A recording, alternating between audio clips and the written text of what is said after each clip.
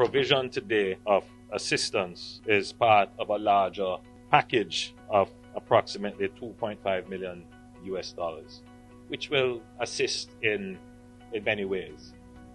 The structure of our administration is that there is a central management of these kinds of assistance, so it goes directly to ODPEM.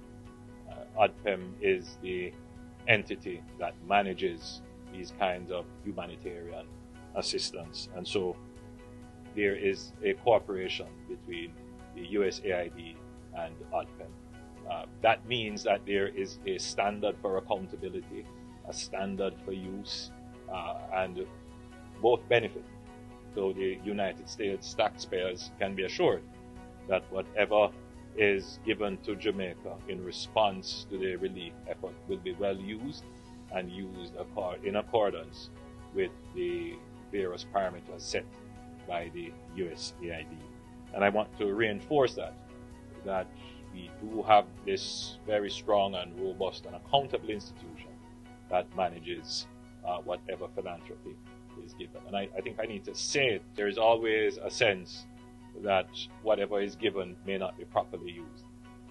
And I want to reassure all who are giving, not just the United States, but all countries and all private donors, that the government takes accountability very seriously. The ODPEM knows that that is the policy direction. Whatever is given must be accounted for to the donor, to the government of Jamaica, and to the beneficiary, the recipient.